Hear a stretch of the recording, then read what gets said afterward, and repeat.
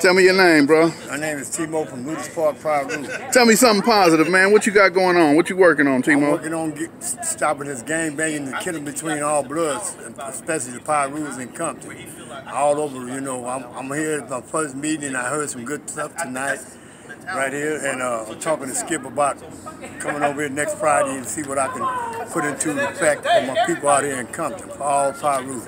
Yes, sir. It's all peace, all positive, right? All peace and all positive, yeah. Timo from Lucas Park. Yeah. I appreciate you, bro. That's all. Thank you. No yeah. 225 for 10 seconds, anywhere in the air.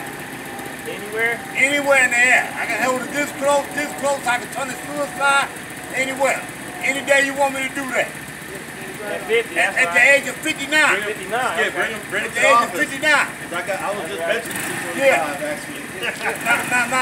Now, my goal is when another month or two, I'm gonna pause 275 anywhere in the air for 10 seconds. And if you want to see me do it, just come to 24-hour fitness. Any 24-hour fitness you pop up at, call Tebow, and I'll do it for you. Why don't you charge them, homie? Charge them to see, man. Charge $5 a person. That's just what I do.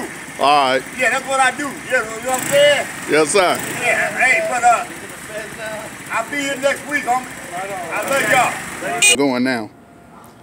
All right, man. Tell me who you are and what you doing, man. What you got going on? All right, you know, in case y'all don't know, my name is Big Homie Rum. You can holler at me at Big Homie Rum on Instagram. I'm one of the creators of Banging on Wax from '92. That got a lot of influence around the country. So my position is to help use my musical platform and my influence to get the circulation back going between all the bloods. You know, it's a lot of Hollywood bloods out there that don't use their platform for the right shit, and that's because they're not real homies like that. You know what I'm saying? I'm grassroots with it. I'm like raised out here since the '70s. I don't feel right being a blood, being a Peru, and having to go through life with looking at the little homies do what the fuck that they doing. So I got to step up along with my other big homies. That we all got to step up and play our position. You know, a lot of us didn't do it for certain reasons. Some of us went to jail. You know, some of us went on in life. But the ones that still here, we still have that obligation. We not out there riding doing the shit that we were doing back in the day, which means we grew up. We noticed a lot of shit, so we're rectifying a lot of things that got out of our control. All right, let me ask you a question. Is there a difference between bloods and Perus? Yeah, like... What's the difference between the blood and the Peru? The only difference between the blood and the Peru is the mindset of the individual. Because we were raised up with the same problems, the same colors, the same morals, the same codes, the same everything. All of our hoods have the same shit in it. Every single one. We were one, you know, like we were interbred like that. That's how we came up. The difference between like the Bloods and the Perus is, you know, the Perus was a street gang organization. The Bloods is like the fusion of different street organizations, street gangs as one unit. But as far as us being rivals and all that, no, we had the same common goal, the same enemies, the same everything. So it's the mindset of the individual that wants to put a separation between Bloods and Perus. If you can't tell me what the real separation is, you need to stop pushing it. It's the difference between the blood and the Peru. That means that you're not a real blood or a real Peru, because we basically the same shit.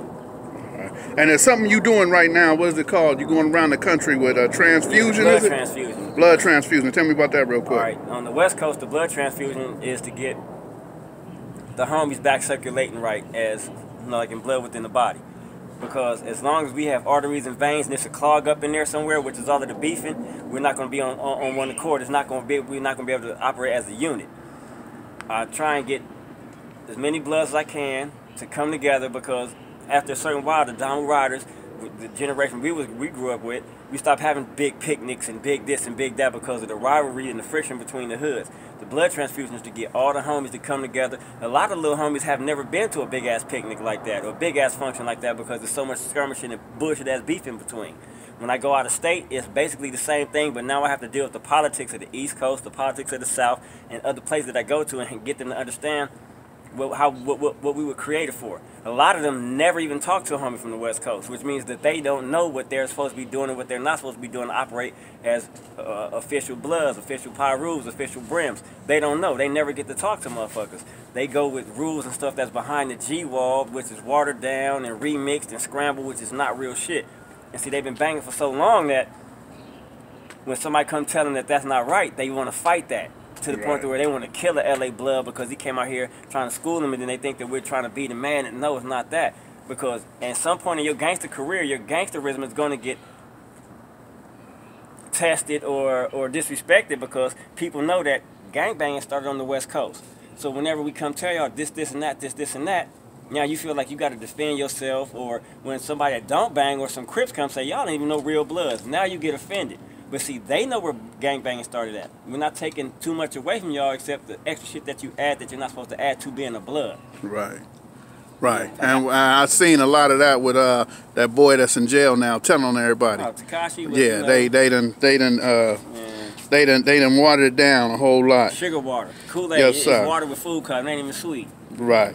So look, man, well, I got you right here. Tell me your name, bro. Alex Alonzo. Check me out on Street TV, aka StreetGangs.com. Man, you're an originator of that, right?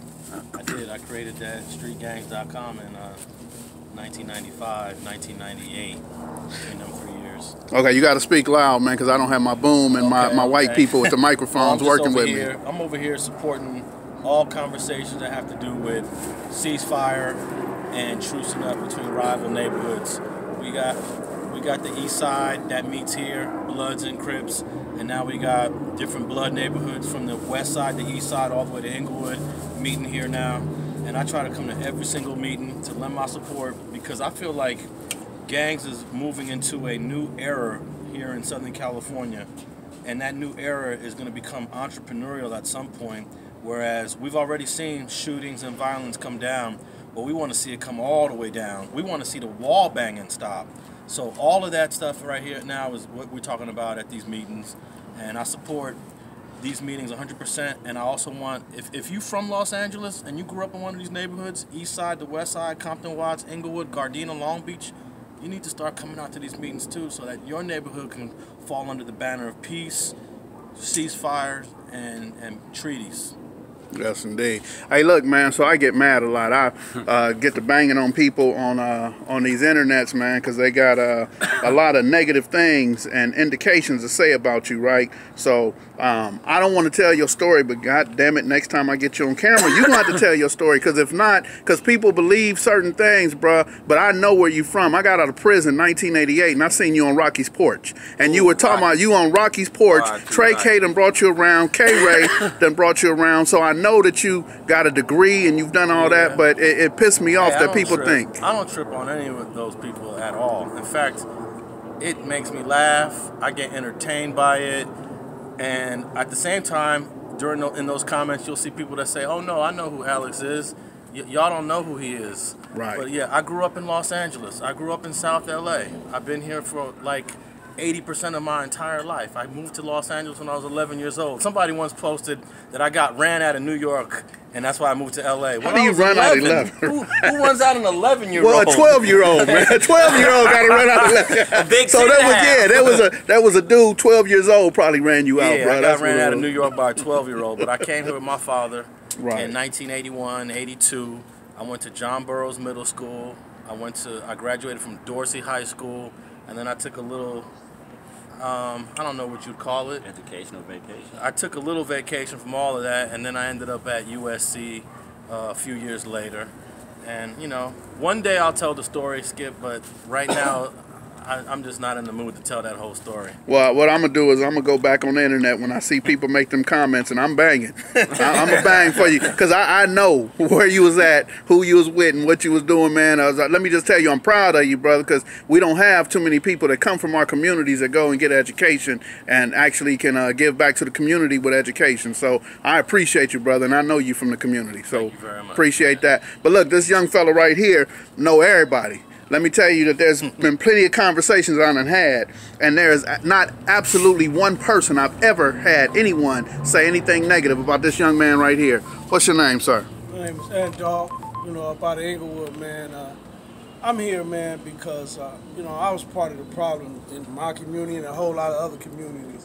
And I think it's only right at my age that I give back, but I give back in a way to where I can give these youngsters some proper guidance, man, because these streets is really fucked up right now. And they destroying it more and more, and destroying themselves and the children. The children can't play, they can't do shit. You know, if my kid go outside, I'm worried about him. You know what I mean? So it's sad, man. So I'm just here to do my part.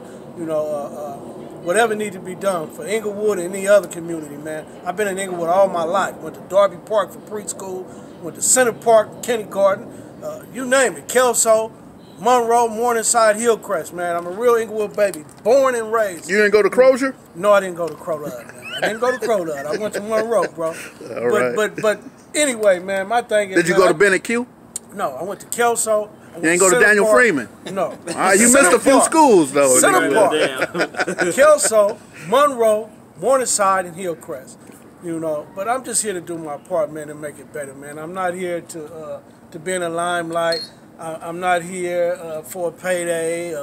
I'm not here for none of the above, man. I'm here because it's really in my heart, man. And I love my community, everything about it, the good, the bad, and the ugly. You name it.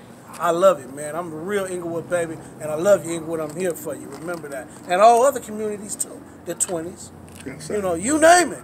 Yes, sir. You know, I'm there for you, man. I'm Yes, just sir. here to do my part. So if you see me in the streets and you need me, holler at me. I got you. If you got a problem and you need some understanding and some reasoning, or somebody to talk to that might be able to help guide you and point you in the right direction, come talk to me, man. That's what I'm here for now. I'm not here to give you no pistol. I'm not here to give you no sack. I'm not here to tell you to go put in no work. I'm here to try to save your life, man. So holler at me. Yes, sir. I appreciate you. Say your name one more time. Ant Dog, Inglewood. Yes, sir. I love you, homie. Same to you, homie. Appreciate you. All right, y'all. Checking out.